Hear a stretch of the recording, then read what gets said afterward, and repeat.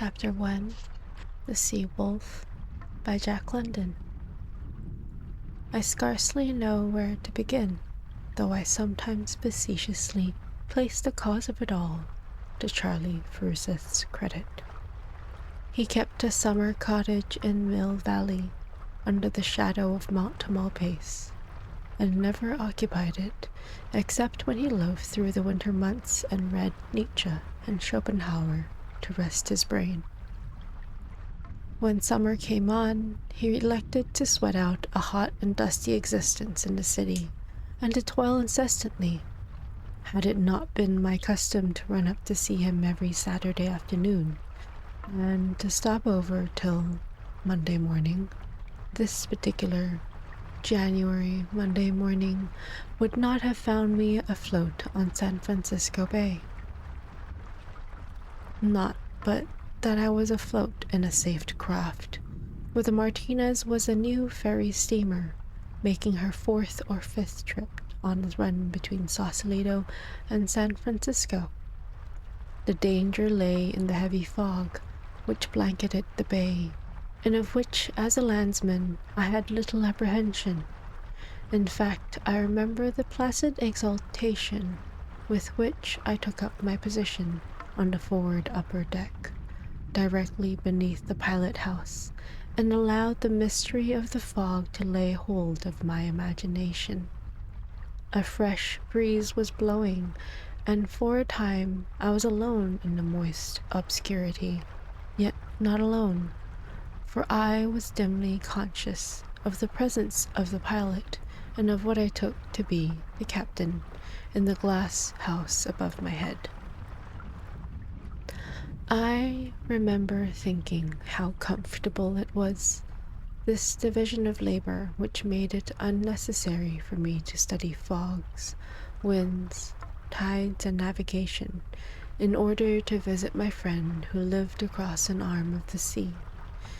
It was good that men should be specialists, I mused.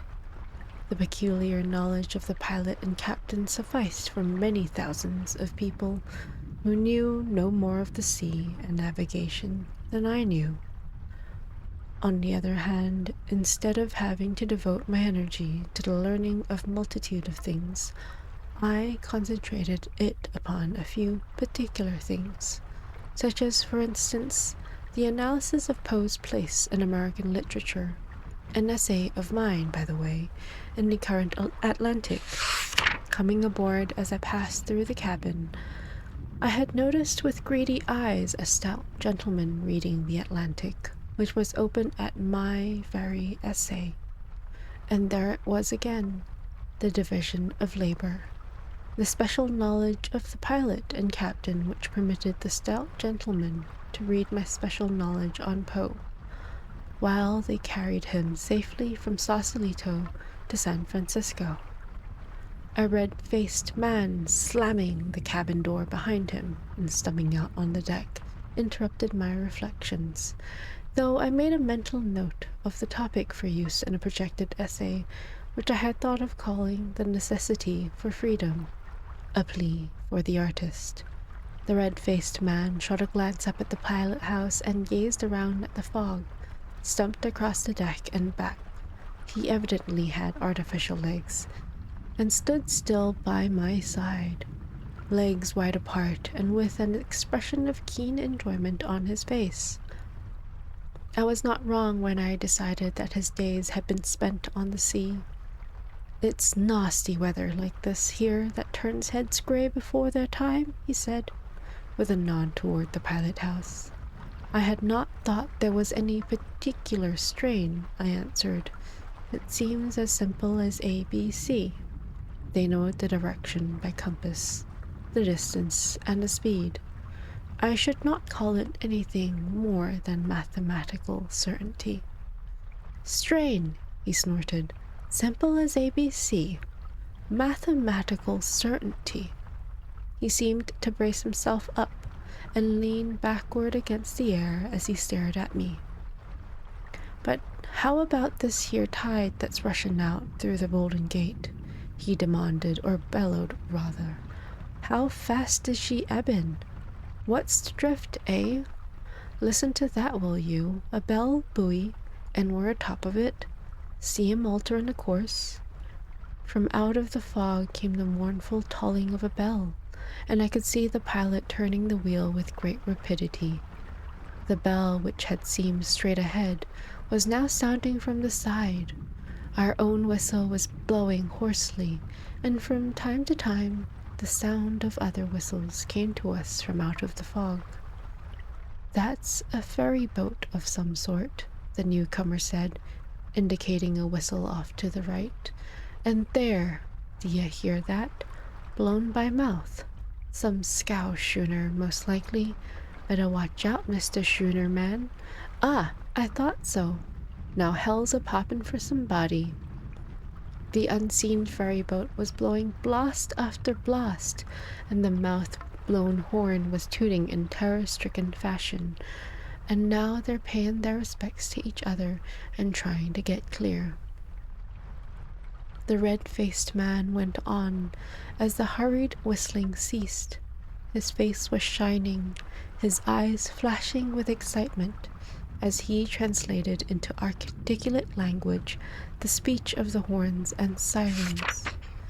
"That's a steam siren a-goin'. It's over there to the left. And you hear that fellow with a frog in his throat, a steam schooner, as near as I can judge, crawling in from the heads against the hot tide." A shrill little whistle, piping as if gone mad, came from directly ahead, and from very near at hand. Gong sounded on a Martinez. Our paddle wheels stopped, their pulsing beat died away, and then they started again.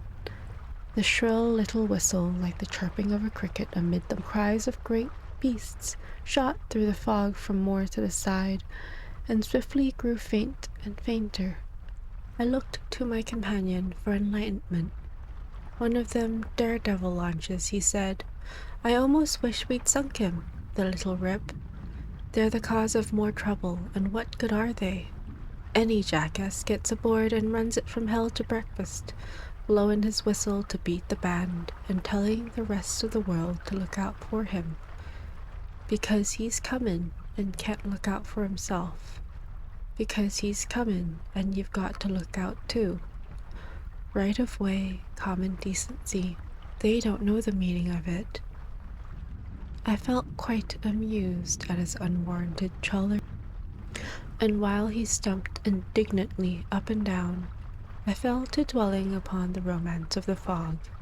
And romantic it certainly was, the fog, like the grey shadow of infinite mystery, brooding over the whirling speck of earth, and men, mere motes of light and sparkle, cursed with an insane relish for work, riding their steeds of wood and steel through the heart of the mystery, groping their way blindly through the unseen, and clamoring and clanging in confident speech, the while their hearts are heavy with incertitude and fear. The voice of my companion brought me back to myself with a laugh. I too had been groping and floundering the while I thought I rode clear-eyed through the mystery. "Hello, somebody's coming our way," he was saying, "and do you hear that? He's coming fast, walking right along. Guess he don't hear us yet. Wind's in a wrong direction."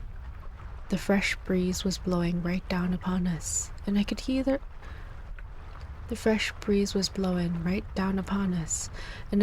the whistle plainly off to one side and a little ahead. "Ferry boat?" I asked. He nodded, then added, "Or he wouldn't be keeping up such a clip." He gave a short chuckle. "They're getting anxious up there." I glanced up. The captain had thrust his head and shoulders out of the pilot-house, and was staring intently into the fog as though by sheer force of will he could penetrate it. His face was anxious, as was the face of my companion, who had stumped over to the rail and was gazing with a like intentness in the direction of the invisible danger. Then everything happened, and with inconceivable rapidity. The fog seemed to break away, as though split by a wedge, and the bow of a steamboat emerged, trailing fog wreaths on either side, like seaweed on the snout of Leviathan. I could see the pilot house and a white bearded man leaning partly out of it, on his elbows. He was clad in a blue uniform, and I remember noting how trim and quiet he was. His quietness under the circumstances was terrible. He accepted destiny, marched hand in hand with it, and coolly measured the stroke. As he leaned there, he ran a calm and speculative eye over us, as though to determine the precise point of the collision, and took no notice when our pilot, white with rage, shouted, "Now you've done it." On looking back, I realized that the remark was too obvious to make rejoinder necessary. "Grab hold of something and hang on," the red-faced man said to me. All his bluster had gone, and he seemed to have caught the contagion of preternatural calm. "And listen to the women scream," he said, grimly, almost bitterly. I thought as though he had been through the experience before. The vessels came together before I could follow his advice. We must have been struck squarely amidships, for I saw nothing, the strange steamboat having passed beyond my line of vision. The Martinez heeled over sharply, and there was a crashing and rending of timber. I was thrown flat on the wet deck, and before I could scramble to my feet, I heard the scream of the women. This it was, I am certain, the most indescribable of blood-curdling sounds that threw me into a panic. I remembered the life preserver stored in the cabin, but was met at the door and swept backward by a wild rush of men and women. What happened in the next few minutes I do not recollect, though I have a clear remembrance of pulling down life preservers from the overhead racks, while the red-faced man fastened them about the bodies of an hysterical group of women. This memory is as distinct and sharp as that of any picture I have seen. It is a picture, and I can see it now, the jagged edges of the hole in the side of the cabin through which the gray fog swirled and eddied. The empty upholstered seats, littered with all the evidences of sudden flight, such as packages, hand satchels, umbrellas, and wraps. The stout gentleman who had been reading my essay, encased in cork and canvas. The magazine still in his hand, and asking me with a monotonous insistence if I thought there was any danger.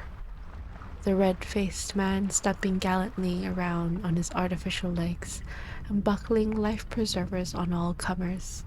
And finally, the screaming bedlam of women. This it was, the screaming of the women, that most tried my nerves. It must have tried, too, the nerves of the red-faced man, for I have another picture which will never fade from my mind. The stout gentleman is stuffing the magazine into his overcoat pocket and looking on curiously. A tangled mass of women, with drawn white faces and open mouths, is shrieking like a chorus of lost souls, and the red-faced man, his face now purplish with wrath, and with arms extended overhead as in the act of hurling thunderbolts, is shouting, "Shut up! Oh, shut up!" I remember the scene impelled me to sudden laughter, and in the next instant I realized I was becoming hysterical myself, for these were women of my own kind, like mothers and sisters, with the fear of death upon them and unwilling to die. And I remember that the sounds they made reminded me of the squealing of pigs under the knife of the butcher, and I was struck with horror at the vividness of the analogy. These women, capable of the most sublime emotions, of the tenderest sympathies, were open-mouthed and screaming. They wanted to live. They were helpless, like rats in a trap, and they screamed. The horror of it drove me out on deck. I was feeling sick and squeamish and sat down on a bench. In a hazy way, I saw and heard men rushing and shouting as they strove to lower the boats. It was just as I had read descriptions of such scenes in books. The tackles jammed, nothing worked.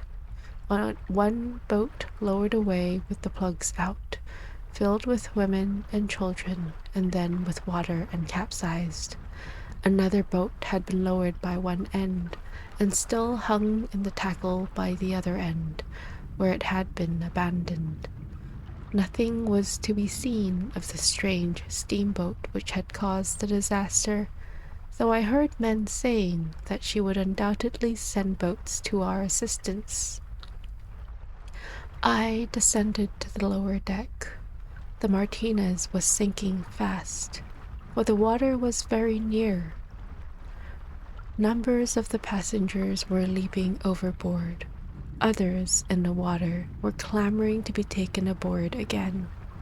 No one heeded them. A cry arose that we were sinking.